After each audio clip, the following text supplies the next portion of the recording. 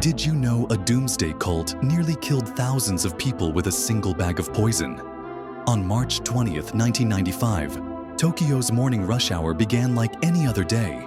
Millions of commuters packed subway cars, heading to work in the bustling capital. But among them were 5 cult members carrying plastic bags filled with liquid sarin, a deadly nerve agent. They calmly boarded different train lines, placed their bags on floors, and punctured them with sharpened umbrellas. Then they simply walked away.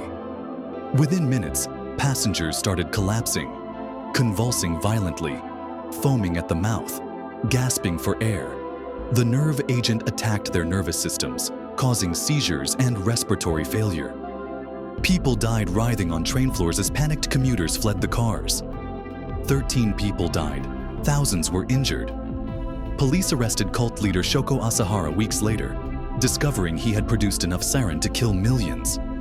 The attack could have been far worse if the poison had been properly dispersed. One man's twisted vision nearly turned Tokyo into a mass grave.